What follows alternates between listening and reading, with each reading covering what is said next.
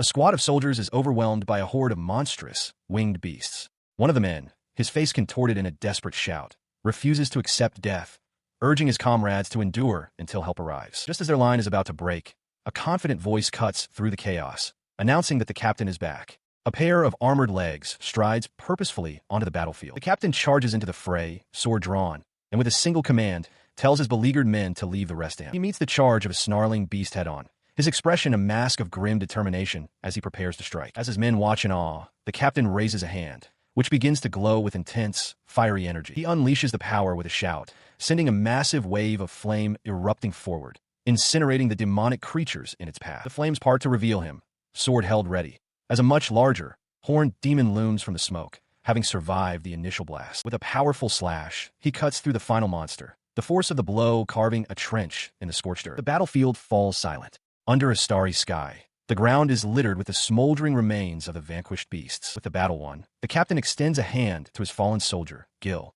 He urges him to stand, reminding him that their mission cannot end like this.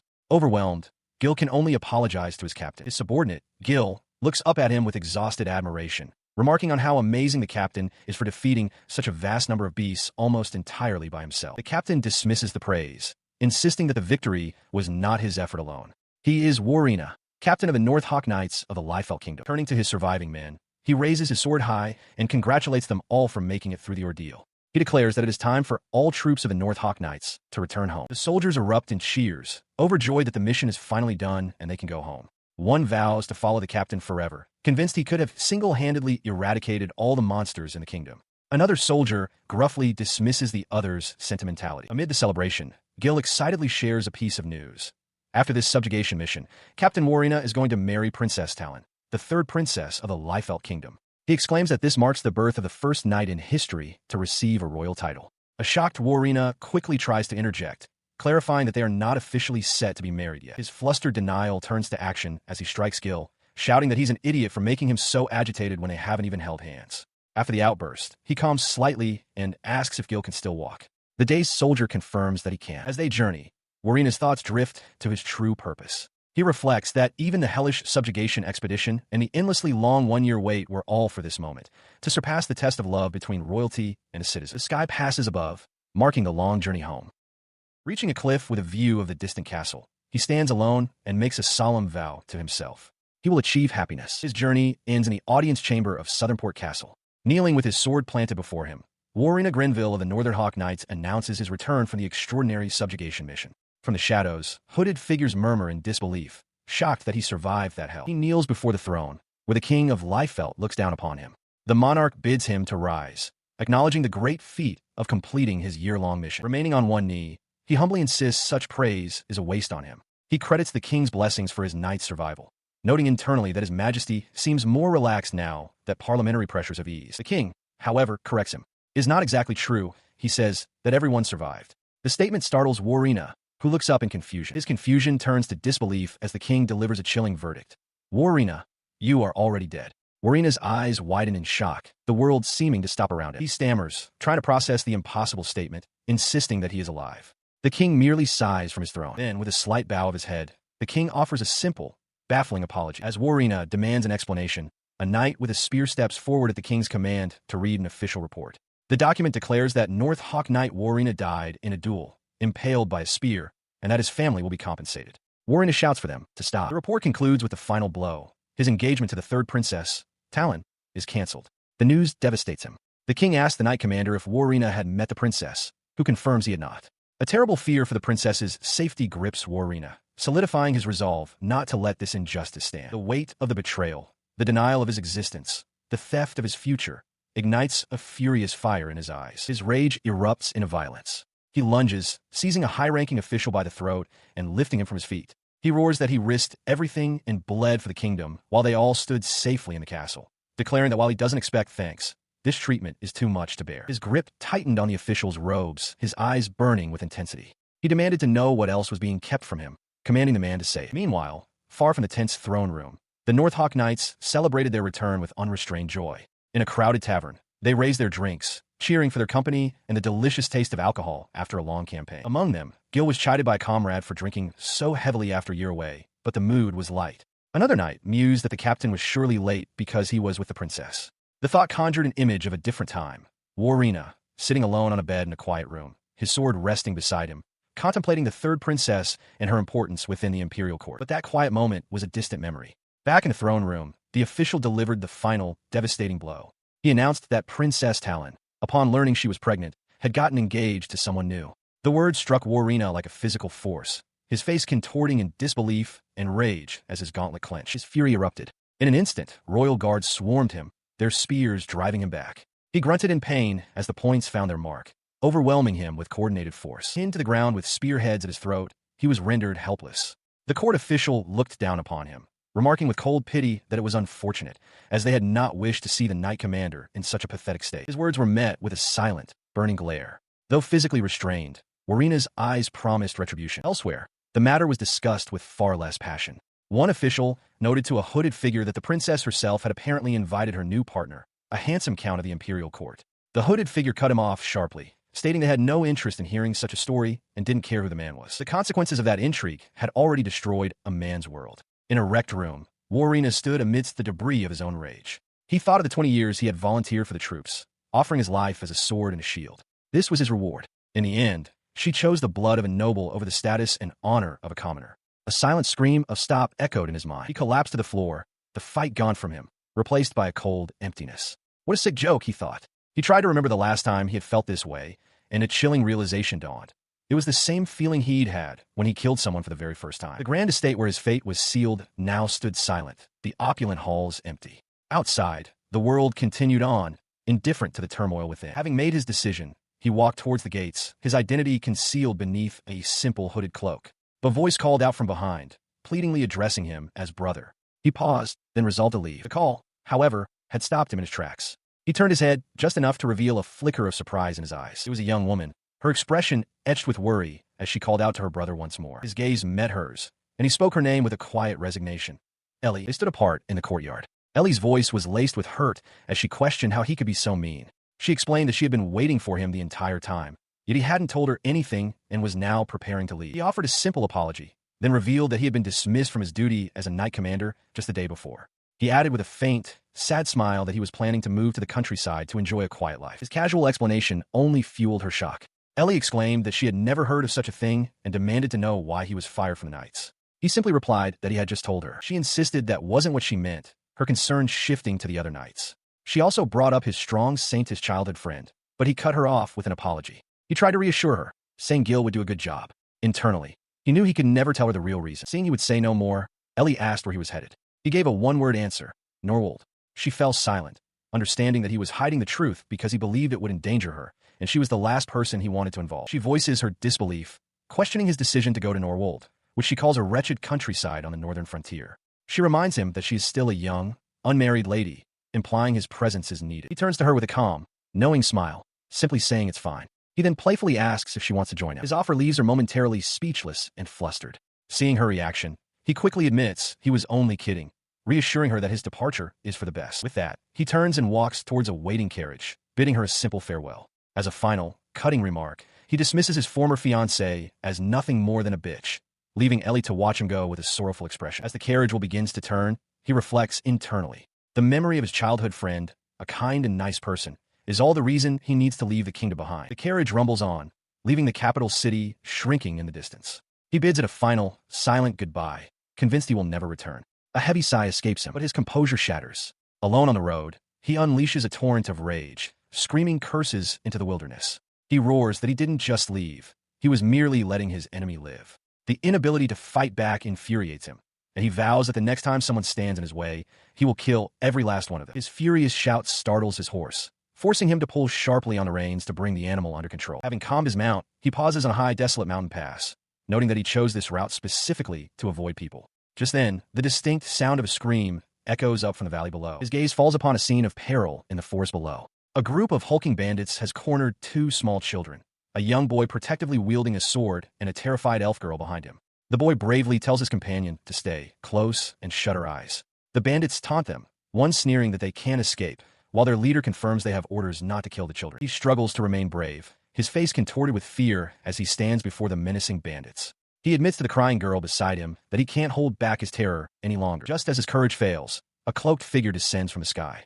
Warina twists midair, delivering a powerful kick to a bandit's face, plunging the brute into sudden darkness. His landing shatters the ground with explosive force. The children cry out as debris flies past them, startled by the sudden arrival. The bandit leader, caught completely off guard, roars in fury, demanding to know the identity of his attacker. The man responds not with words, but with a flash of steel. With a single, sweeping motion of his sword, he cuts down several bandits at once. He coolly informs the fallen men that luck was not on their side. He stands amidst the carnage, his blade still drawn. His voice is low and menacing as he announces to any who might still be listening that he is in a bad mood. His fury then shifts to the children, crouching before them. His expression is one of anguish as he asks if they understand the pain of being cut. He tells them that he is the one who truly wants to cry. Confused by his intense and sorrowful words, the children exchange a glance.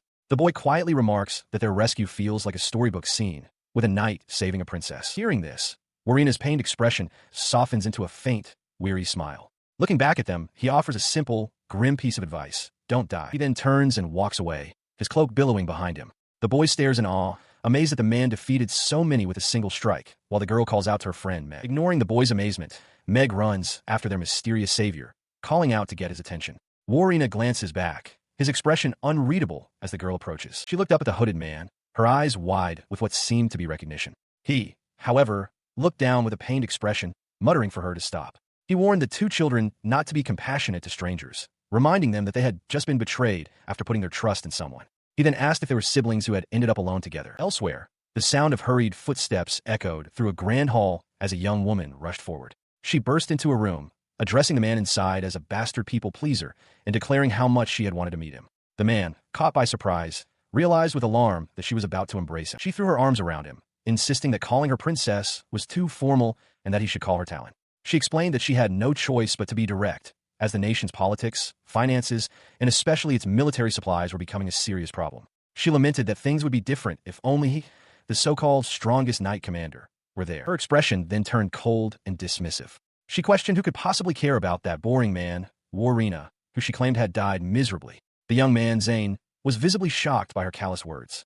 After a moment of stunned silence, a faint blush on his cheeks, he asked if she wanted to come along with him. The story is told of a knight commander who dedicated his life to his kingdom. In the present, his companions travel through a desolate, mountainous landscape, their journey seemingly endless. One asks if they have arrived yet, noting it has been a month. Another complains about the lack of people and the emptiness of the land. Their journey continued. The knight commander, upon returning from a perilous mission, had discovered his fiancée had been unfaithful. As they travel, one of his companions consults a map and confirms they should be close. Suddenly, a solitary house appears on the horizon, and another companion excitedly points it out, shaking their transport in the process. Having lost everything, the commander was exiled from the kingdom. As they finally pull up to the isolated house, he dryly remarks that they have made it. One of his companions sarcastically declares it a wonderful land, while the other cheers that this is their new territory. He stepped out into the harsh environment of the borderlands, a place called Norwald.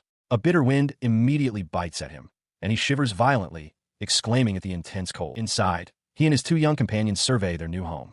The children note its immense size and the pervasive smell of mold. He looks up at the decaying interior, reflecting that this is what the kingdom gave him: a barren, worthless stretch of land and a dilapidated, 100-year-old building that was a noble's estate in name only. One of the children, a girl named Meg, breaks the gloomy silence. With a look of pure determination, she ties a bandana around her head and announces that she will get to work right away. Her initiative stirs him. He grabs a heavy mattock from their supplies, telling the boy, Bill, that they're going as well. Seeing Meg already scrubbing a window just 30 minutes after their arrival, he urges Bill to get a move on, declaring it is time to clear the land. He and Bill stand before the vast, rocky field surrounding the estate. He decides their first task is to plow this wilderness and turn it into a field.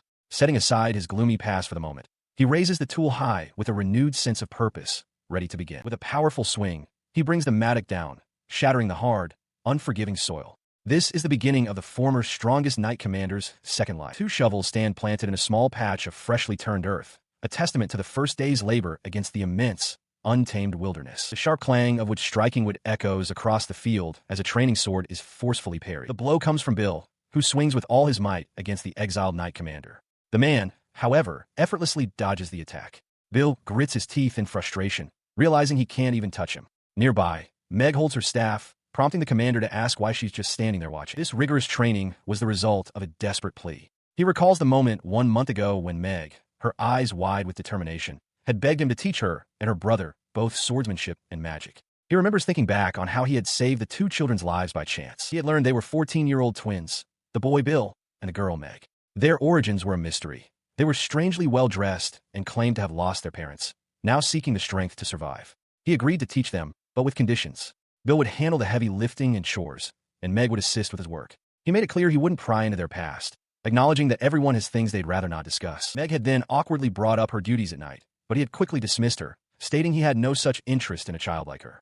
The memory fades as, back in the present, Meg steals her resolve. Declaring herself ready, she channels energy into the orb atop her staff. She unleashes a powerful fire shot, sending a vortex of flame hurtling through the air. Seeing the magical assault as a diversion, Bill recognizes an opening and charges forward, sword held high. He surges toward the commander, his face a mask of pure concentration, sweat beading on his brow. The commander, however, remains perfectly calm, watching the boys approach. But as his swing connects with empty air, Bill realizes with a shock that his target has vanished. A hand on his back confirms his fears. The commander is now behind him. The boy cries out, demanding to know how he moved so fast. Before he can properly react, the commander brings the flat of his farming hoe down on Bill's head. The boy collapses with a cry of pain. The commander declares the training session over, acknowledging that their combination attack was good and they are improving, but sternly tells Bill that his movements are too wasteful. He looks at them both, offering a final piece of guidance. He explains that as twins, their potential for coordination is unmatched. He urges them to cover for each other's weaknesses, to grow stronger together, and to trust in one another. He knows they can do it if they work hard. He begins the twins' training with a stern expression, raising a hand to signal the start as Bill and Meg stand at attention. His methods are unconventional. He effortlessly lifts both children upside down by their ankles, privately musing on the absurdity of training children who aren't even of age. After their session, as they walk back towards the house, he reflects that a slow, relaxed life might not be so bad after all. His thoughts are interrupted when he spots a figure approaching in the distance. The figure resolves into a familiar face, a young woman with long, light hair. She calls out to him as Nissan, announcing her arrival with a brilliant smile. He stares back in disbelief, recognizing her as Ellie. It is indeed his childhood friend, Ellie, who has arrived, suitcase in hand. As she stands before him, the twins watch from the steps, whispering to each other and wondering if she is an acquaintance of their master. The twins observe the newcomer with suspicion. Bill mutters that it hasn't even been a month, and their master is already with a cute girl, while Meg simply hums in thought, her expression unreadable. Her smile takes on a sharp edge as she remarks on how much he seems to be enjoying the slow life. A sudden chill runs through the commander. He realizes that right now, Ellie is rather frightened. Just as quickly, her unsettling aura vanishes, replaced by a warm smile as she turns to the children. She introduces herself as Ellie, explaining that she and their master have been together since they were kids and serve in the same night order. She is, in fact, the deputy commander of the Liefeld Kingdom's North Hawk Knights Mage Battalion. In response, Meg explains that their master saved them when they were in danger, and a nervous Bill introduces himself. Ellie beams, calling them cute and declaring it a pleasure to be working with them from now on, much to the commander's visible distress. He immediately confronts her, demanding she not act so familiar with the children. He questions what she meant by from now on and asks why she came here at all. With a coy smile, Ellie simply replies, "Oh, isn't it obvious?" She smiles sweetly, hand coyly covering her mouth, and announces that she is moving in with him starting today, hoping he doesn't mind. The exiled knight commander can only react with a stunned, monosyllabic cry of confusion. His shock quickly turns to outrage. He demands to know what she's talking about and what this means for her duties with the Night Order. With tears welling in her eyes, Ellie retorts that he quit too. The commander shouts back that he was fired, ordering her to return to the capital immediately. His students, Bill and Meg, watch the escalating argument in wide-eyed disbelief. His command is met with a sudden, theatrical collapse. Ellie falls to the floor, wailing that his words are horrible. She accuses him of deceiving her, crying that he passionately convinced her to come and that she abandoned her home and family for him. Sobbing, she asks where she's supposed to go now. Her performance has its intended effect on the onlookers. Meg whispers that their master is being completely out of line. Bill agrees, admitting he's so disappointed that he's actually disgusted. Overhearing his students, the commander realizes with horror that he has somehow become the villain of the situation. Later that evening, under a starry sky, the atmosphere has calmed. As Ellie pours 2 cups of tea, she addresses him more seriously, stating there is just one thing she needs to ask. She looks at him directly, her playful demeanor gone, and asks why he left the army and why he is supposed to be dead. She reveals that the royal capital is in an uproar over the sudden news of the heroic knight commander's death. He takes a sip of his tea and replies only that it's not that simple. He then elaborates on the complication, stating bluntly that he was cheated on. He reveals the shocking truth. The princess is already carrying another man's child. The revelation stuns her. She stammers in disbelief, unable to accept that it could be true. Looking away with a grim expression, He confirms that he wishes it were a lie. He continues, laying out the cold political calculus behind the decision. A pregnancy while already engaged would create a massive scandal for the princess.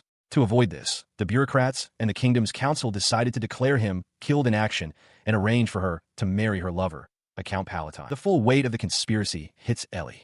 Her eyes widen in shock, which quickly hardens into pure rage. She declares that she cannot forgive them for using him as a scapegoat. Her fury was palpable. The exiled knight commander tried to reason with her, stating that while the situation was cruel, it wasn't something for her to get so angry about. From a nearby doorway, Bill urged Meg to calm Ellie down, worried she would wake the children. She declared with terrifying intensity that she would pour all her energy into cursing Princess Talon. The commander, aghast at her ferocity, shouted for her to stop, warning that if she were caught, she would be executed. He raised a hand to halt her outburst. His words broke through her rage, which quickly dissolved into sorrow. Wiping tears from her eyes, she choked out that it just wasn't fair. He watched her perplexed. He asked why she was the one crying.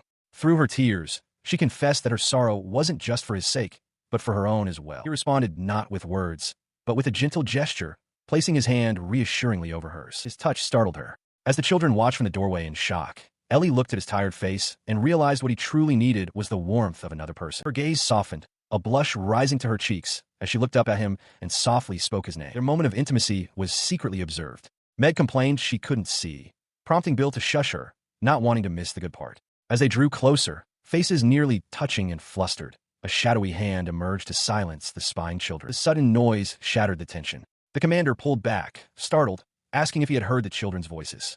Ellie, mortified, could only apologize. He looked away, a realization dawning on him. He thought to himself that Ellie couldn't help but offer her gentle hand. He knew this would happen if she saw the vulnerable state he was in. He apologized, his expression hardening as he grappled with his inner turmoil. He confessed his fear. He didn't want to be betrayed again, but just as strongly, he didn't want to betray Ellie. The thought of letting anyone touch his vulnerable side was terrifying. His thoughts then drifted to Ellie, who had smiled at him with such warmth and urged him forward. He couldn't help but wonder if the princess had ever looked at him with such genuine affection. The brief moment of reflection was shattered. It seemed this world had no intention of letting him rest. A loud crash echoed from the end of the hall, drawing everyone's attention to a brightly lit doorway where a figure had just collapsed. One of the children wondered aloud if it was a person. On the floor lay a young woman, unconscious and covered in a sheen of sweat. Her short, dark hair was matted to her brow, and from it protruded a pair of distinct, furry ears. On the wooden floor lies an unconscious young woman, her distinctive ears and tail marking her as a member of the fox tribe. The exiled knight commander observes her, noting that she is a demi-human. He sees the wounds covering her body and wonders why humans would go to such lengths to harm a member of the fox tribe. Recognizing the severity of her injuries, he turns to Ellie, instructing her to prepare an anesthetic and begin treatment. But as he leans in for a closer look, the foxwoman's eyes snap open and she lunges at him with a snarl. He recoils, startled, exclaiming that she's alive and moving. He warns her not to be so reckless. As his companions watch the sudden turn of events with wide-eyed shock, tears stream down her face as she screams in a mixture of rage and grief, demanding to know why humans suddenly came and attacked her village. He attempts to calm her, telling her to wait and settle down. She furiously slaps his hand away, shouting at him not to touch her and to leave. At that moment, Ellie successfully applies a powerful anesthetic. The foxwoman's eyes swirl as she is instantly sedated. The exiled knight commander remarks on the anesthetic strength and thinks about the half-elf who lives in the Norwald forest. With the woman now unconscious, he stands over her, sword in hand. He glances at the chase order branded on his arm, a mark left by the beastmen he was pursuing. He recalls the decision he made upon arriving in this land, to eliminate any potential threat to his slow life, leaving no one behind. The scene shifts to a forest battlefield. A volley of arrows darkens the sky, striking a large, muscular foxman squarely in the chest. His kin cry out in horror at the sight. Despite the grievous wounds, he lets out a furious roar. With a single devastating sweep of his arm, he sends two human attackers flying through the air, their bodies contorting from the immense force of the blow. He roared with fury, demanding his men kill the women and seize the children of the fox tribe, knowing they would fetch a high price. The battlefield descended into a maelstrom of violence as his forces clashed with the beastmen. Not far from the chaos, the exiled knight commander and his companions arrived. He stopped, his footfalls heavy on the forest floor, as the distant sounds of battle reached his ears. He confirmed to the others that this was the source of the commotion they had been tracking. His gaze then fell upon a young fox girl, bound and struggling against her restraints. As he studied her defiant face, a flicker of recognition crossed his mind. He felt he had seen her somewhere before. The girl, in turn, glared at him with pure contempt, wondering what these humans intended. As she thrashed, Ellie called out to him, her voice a mixture of fear and resolve, urging him to finish it. Bill, however, provided a tactical update, reporting that the enemy likely numbered in the hundreds and asking for his commander's plan. The commander simply noted that their captive was still alive. He turned to the children, assigning them a critical mission: to stay put. He explained that he would handle the current debt owed to the humans. The fox girl spat back that she would never accept help from a human. Unfazed, the commander touched his own neck, reflecting that while he thought he might die, he now had a purpose to fulfill for them. At the edge of a vast, dark chasm, the exiled knight commander turns to Ellie, entrusting the escort mission to her. As he prepares to cross, Bill calls out in alarm, questioning his brother's intentions and pointing out the overwhelming number of enemies they face. His sudden movement startles Ellie, who gasps as she spots a curse mark on his chest. He rips his shirt open, revealing the glowing red seal and declaring that his sealed curse will become a breath of crimson lotus. He calls upon this power, asking it to manifest and grant him the strength to save the captured fox people from their tormentors. Landing on the far side of the chasm, he stands alone against the darkness, his outstretched hand radiating a brilliant, crackling energy as he prepares to unleash the spell. The brutish thugs mock their captives, one sneering that he has no interest in men. Another vows to teach them a lesson they won't forget. As the incantation, Fire Wind, activate, echoes through the air, one of the men looks up, sensing something is wrong. The spell hits without warning. A massive vortex of fire erupts from the ground, engulfing the thugs. Their taunts instantly turn to shrieks of agony as the inferno consumes them. The exiled knight commander watches the blaze with a cold, determined expression, running a hand through his hair. He mutters that it's a good day to burn trash. Nearby, the captive fox people stare in shock, one of them recognizing the magic as originating from the royal head mage's cursed scroll. In another part of the camp, the remaining thugs continue their torment, cornering several terrified foxwomen. They pant and leer, arguing amongst themselves about whose turn it is to assault the captives. His hand resting on the hilt of his sheathed blade, the exiled knight commander stands over the bodies of the incinerated thugs. He glares at the remaining group, his voice low and menacing as he states that he remembers their faces.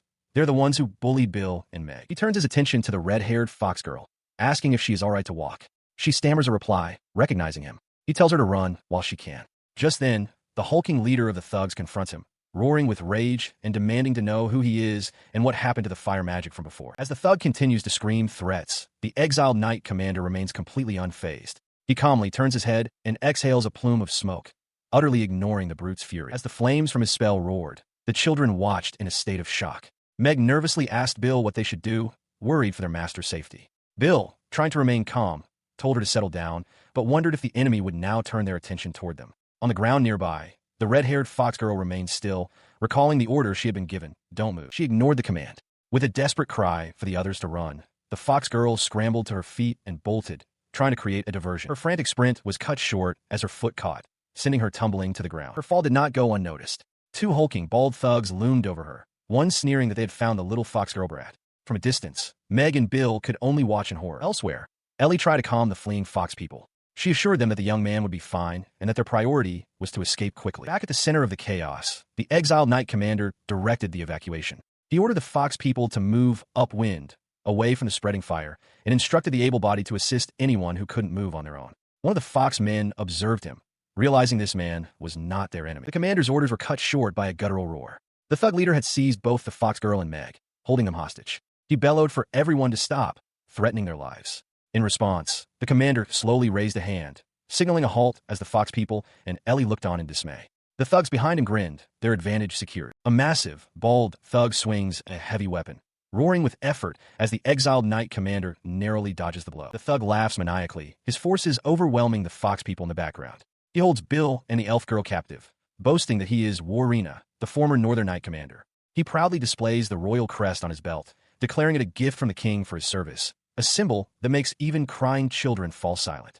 Ellie watches from a distance, her eyes wide with shock, his face cast in shadow. The exiled knight commander listens intently. He recalls the king's order for a 1-month subjugation mission, realizing that this man, Warina, has been freely killing and selling demi-humans throughout the country. He resolves that, as the current knight commander, he cannot allow this to continue. From his sidelines, a young foxman watches in terror, urging his companion to flee. He trembles, asking what kind of weapon Warina wields. He saw the monster swing it, only to see it deflected. He realizes with dawning horror that the knight commander was the one who stopped it. The truth is revealed in a stunning close-up. He had stopped the massive, thorny whip with nothing more than the tips of his fingers. He remains kneeling, head slightly bowed, his fingers pressed firmly against the weapon's surface as Warina looks on. Warina grunts in confusion, trying to pull his weapon back. He finds it completely immobile. "Hey," Idiot, he snarls. I told you not to move. His words die in his throat as the point of contact on the thorny whip begins to glow with an intense, crackling energy. Warina stares, sweat beading on his face. The young foxman realizes that the Knight Commander is now applying a minuscule amount of pressure. Warina's arm trembles violently, unable to overcome the force. He wonders why he can't even make the weapon twitch. With a sharp crack, the Knight Commander shatters the whip into pieces. Warina screams in agony. As Bill stares in disbelief, Ellie calmly explains that only the Knight Commander's support staff know the truth. One must never anger him. His rage, she says, is a legendary force that shakes the heavens and splits the very earth. He had not been idle in the 2 days since losing his post as Knight Commander. He had forged his body to its absolute limit, creating a bulwark of pure, loyal muscle that could shrug off mere physical attacks. He then turned his attention to the terrified thug leader, who pleaded for him to stay back. The commander calmly stated that the man was mistaken about something. The subjugation mission wasn't for 1 month, but for an entire year. The thug leader, still reeling, could only curse at him, unable to comprehend the situation. Before the thug could react, the commander lunged forward, his sword drawn and ready to strike. His target, however, was not the man himself. He presented the hilt of his blade, revealing an ornate crest. The thug's eyes widened in horror as he recognized the emblem of the Northern Knights. Realizing he was facing a genuine member of the order. With the slaver stunned, he moved past him, his blade flashing to sever the ropes binding the captive children. He apologized for the delay, stating that the Northern Knights, at least, do not break their promises. The young fox girl looked up at him, asking why he would save them when they weren't human. He turned to her with a confident smile, explaining that such things were irrelevant. Within his domain, he declared, girls are not permitted to cry. He would protect anyone he resolved to protect, without exception. Her eyes widened, tears welling as she looked upon him. In that moment, she understood. This was the proof of the one known as the strongest Knight Commander. By dawn, the rescued fox people gathered safely by a river. One noted the morning had come and suggested they should go home to sleep. Another agreed, saying they could borrow what they needed from the humans. As the group prepared to move on, the red-haired girl timidly approached the commander. She thanked him, then asked for his name. He simply replied, so. He turned and walked away, declaring that Knight Commander Warina was dead. Since he was starting anew, he would take a new name. His name, he announced, is Dan. He stood before his new home, a long and chaotic day finally at its end. With a sense of finality, he clenched his fist, believing that now, at last, his peaceful, slow life could truly begin. That hope was shattered the very next morning. The red-haired fox girl appeared before him, beaming as she wished him a good morning and cheerfully announced that she had come to be his bride. His face went slack, the dream of a quiet life utterly destroyed. It was no good at all. Dan awakens with a great stretch, the morning sun warming the rustic house. He groggily recalls the previous day's chaos, a simple pretext that escalated into a brawl involving Ellie's group and the entire village. As his senses return, he becomes aware of a presence in his bed. Turning his head, he sees the red-haired fox girl beside him. She lies on the bed, looking up at him with a playful smile and a visible fawn. With a cheerful, affectionate tone, she wishes him a good morning. Before he can process the situation, Ellie bursts into the room, brightly announcing that it's morning. Her cheerful demeanor vanishes instantly upon seeing the fox girl. With a furious cry, she launches herself forward and delivers a powerful kick, sending the girl flying off the bed. The fox girl lands near the doorway, looking flustered. She remarks on how cute Dan is when he's embarrassed and decides she should probably go get dressed. Ellie's rage boils over. Her fist smashes down onto a wooden table with tremendous force, shattering the surface as she bellows about the other girl's shamelessness. Now seated at the ruined table, Ellie glares, her voice dripping with contempt. She declares that a young woman of the fox tribe, with her beastly appearance, has no right to crawl into a man's bed. This, she states, is precisely why she was against this arrangement from the start. The fox girl leans back, unbothered. She questions the term beastly, then explains with a confident smirk that women of the fox tribe do not show their naked bodies to just anyone. Her implication is clear. Dan is special to her. The taunt hits its mark. The fox girl continues, saying she has no interest in an old woman like Ellie and challenges her to try getting close to Dan herself. Enraged, Ellie shreds a piece of cloth in her hands and asks Dan for permission to kill her. Caught between them, Dan pleads for them both to calm down, insisting they've crossed a line. He rests his head in his hand, utterly exhausted by the conflict. He thinks to himself that this has been going on since yesterday, and that fighting monsters was more peaceful. He worries that he can't let the children see such an ugly adult argument. As this thought crosses his mind, he remains completely unaware that Meg and Bill are peeking through a crack in the door, watching the entire scene unfold with wide, worried eyes. He finds himself outside, preparing to work the fields under the morning sun. The children, Bill and the elf girl, energetically offer their help, with Bill asking to be taken along and the elf girl joking that if Dan dies, they'll bury him for fertilizer. Annoyed, Dan shouts for them to be quiet, all while Ellie watches the scene from the house's porch. As they get ready, their farming tools, a hoe, a pitchfork, and a rake, lie waiting in the grass. The red-haired fox girl calls out, suggesting Ellie should come out and help as well. The fox girl, now crouching on the ground, grumbles with annoyance. She complains about Dan lecturing her from a condescending, high and mighty position. She then gets right in his face, demanding to know what exactly his relationship is with that woman, referring to Ellie. He turns his gaze away, a thoughtful expression on his face as he begins to explain. He tells her that he and Ellie are childhood friends, having grown up near each other and being close in age. His mind flashes back to the past. He recalls the time he was aiming to join the Knights Academy, and a younger Ellie cheerfully announced that she would be entering the Magic Academy. She had suggested they work hard together to pass their entrance exams. The memory continues to a later time, after they had both become members of the Night Order. Ellie had beamed, declaring that they would protect the country together. Dan reflects that, one way or another, they have always been together. Back in the present, Bill and the elf girl are completely enchanted by the story, sighing over what they see as a fated romance. Dan, however, quickly refutes this, insisting it's not like that at all and that they are more like comrades in arms. The fox girl merely puffs her cheeks, unimpressed. Suddenly, she throws herself onto him, clinging to his arm affectionately. She declares that time has no bearing on love. Flustered, Dan tries to push her away, telling her not to cling to him as he struggles to explain what he truly meant. He shoves her face away with his hand, pointing over his shoulder. He tells her to look over there. In the distance, Ellie stands silently, watching them both with an unwavering, intense gaze. She stands before a table laden with food and drink, arms outstretched in a grand gesture. With a bright smile, she announces that this is a welcome party for Mimi. In response, the red-haired fox girl puffs out her cheeks and turns away with a flustered huff. Dan watches her with a knowing smile, explaining that it was Ellie's idea. He remarks that while Ellie isn't as straightforward as she is, he's happy they seem to be getting along. The peaceful moment is violently shattered. A monstrous, dark-skinned creature with immense claws bursts through the surroundings, its massive form looming over them. Ellie gasps in shock, her celebration cut short, as the beast prepares to strike. A massive, dark dragon with powerful wings descends from a smoke-filled sky, its maw open in a ferocious roar, and its sharp claws extended to strike. Its powerful limbs slam into the ground with devastating force, kicking up a storm of dust and debris. The impact sends tremors through the ground as the beast lands. A group, including Dan, Bill, Mimi, Meg, and a horned woman, stares up in terror. Mimi, trembling, cries out that a dragon has suddenly appeared in the sky. The beast, now on the ground, lets out a guttural laugh, mocking the cowering humans. Bill and Mimi cling to each other in fear, screaming that the dragon ate something. Nearby, Dan and Ellie watch the scene unfold with grim expressions. It then takes to the air again with a shout. Bill cries out, but Dan tells him to wait, his eyes narrowed. He observes the dragon's clumsy, erratic flight, noting that something about its movements is unnatural. Losing control completely, the beast plummets from the sky and crashes violently into a building, shattering it into a cloud of stone and timber. Dan and Ellie can only watch, their faces a mask of shock. Amidst the dust and rubble, the dragon struggles to right itself, muttering that it should have been able to land properly. It appears dazed and disoriented from the impact. He stands before the wreckage, looking down at the now subdued dragon. The creature, slumped amidst the ruins, offers a meek apology. Nearby, the chaos has left a local merchant on his knees, weeping over his destroyed property and lamenting that this was his first barbecue. Ellie stands over the distraught man, her attention divided. The horned woman who had been with the group approaches her. She remarks that coming to see the spectacle was a better use of time than staying in a shabby hut, then turns her gaze to Ellie, asking directly if she is the holy maiden. Her back is turned to the group as Bill cautiously asks who this strange girl is.